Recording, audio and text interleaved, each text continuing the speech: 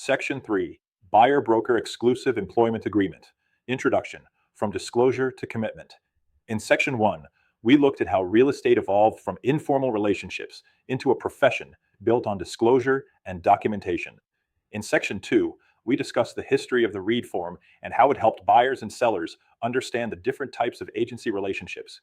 Now we move to the next step, the Buyer-Broker Exclusive Employment Agreement. If Reed helps explain the agency relationship, the Buyer-Broker Exclusive Employment Agreement helps create the working relationship. It moves the conversation from, here are your agency choices, to, here is how we are going to work together. What is the Buyer-Broker Exclusive Employment Agreement? The Buyer-Broker Exclusive Employment Agreement is a formal contract between a real estate broker and a buyer. It establishes an exclusive relationship where the broker agrees to help the buyer locate property, negotiate terms, and assist through the purchase process. The buyer, in return, agrees to work exclusively with that broker and follow the compensation terms in the agreement. This is different from a simple agency disclosure form. A disclosure form explains the relationship. An employment agreement creates contractual obligations. Why the agreement became important?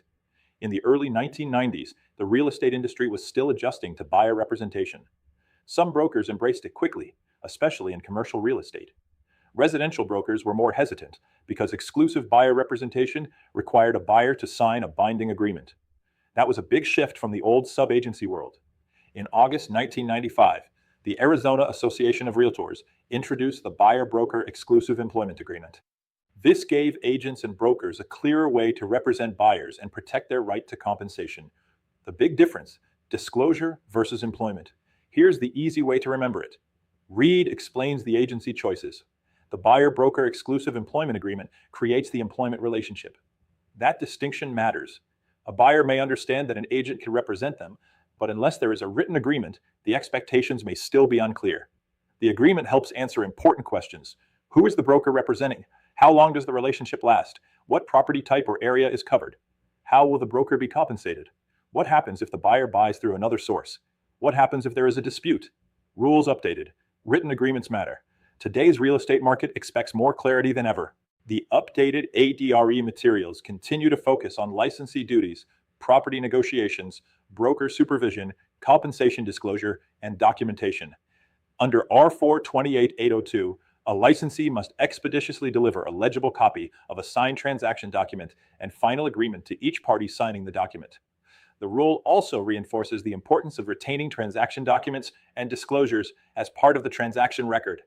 That means if a buyer signs an agreement, the licensee should not treat it casually. Give the buyer a copy, keep it in the file. Make sure the broker's policies are followed. Real-world example, the open house surprise. A buyer signs a buyer-broker exclusive employment agreement with agent Maria. 2 weeks later, the buyer walks into a new home community without Maria and signs a contract with the builder's representative. Now everyone is confused. The buyer says, I didn't know I had to call you first. Maria says, we had an exclusive agreement.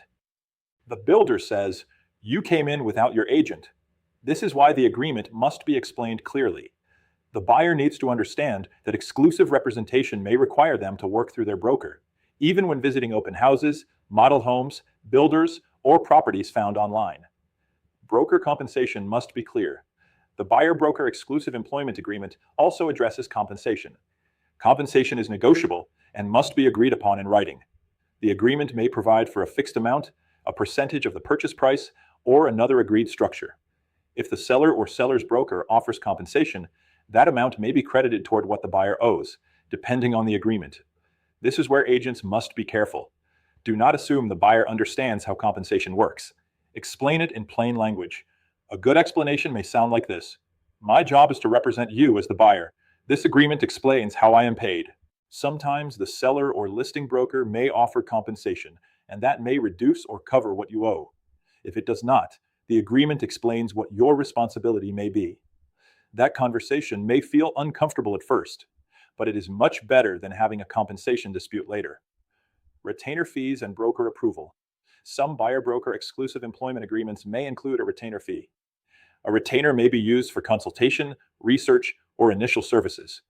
The uploaded course material explains that the fee may be non-refundable and may or may not be credited toward final compensation, depending on the agreement and broker policy. Agents should never create their own retainer practice without broker approval. The designated broker must know what is being charged, how it is documented, where the money goes, and whether it complies with brokerage policy. The buyer's responsibilities. The buyer also has responsibilities under the agreement. The buyer may agree to work exclusively with the broker, notify the broker about properties of interest, and avoid signing multiple conflicting agreements. The uploaded material notes that buyers should understand signing multiple agreements with different brokers may create liability for paying more than one broker. This is a practical teaching moment for agents. Do not just say, "Sign here." Explain the consequence. The broker's duties. The broker's duties may include locating properties, negotiating on the buyer's behalf, and assisting through the transaction within the scope of the broker's license and expertise. But the broker is not the buyer's attorney, tax advisor, lender, inspector, surveyor, or contractor. A strong agent knows when to recommend professional assistance. This ties directly to professional conduct and reasonable care. A licensee should help guide the client, but should not step outside the licensee's expertise.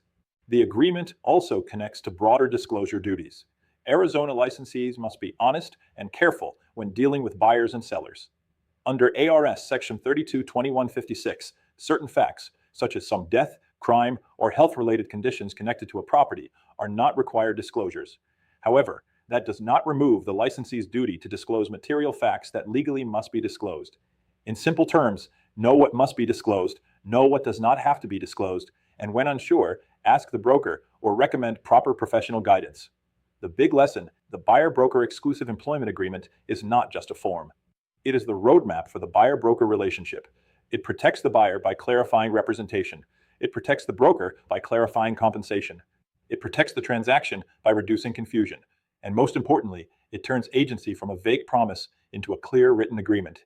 As we move into the next section, we will continue building on this foundation by looking at how agents provide information to clients without creating confusion, overstepping their role, or accidentally giving advice outside their expertise. Online discussion questions. Question 1.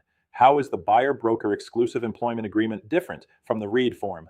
Answer. The Reed form explains and discloses agency choices, while the buyer-broker exclusive employment agreement creates a contractual employment relationship between the buyer and broker.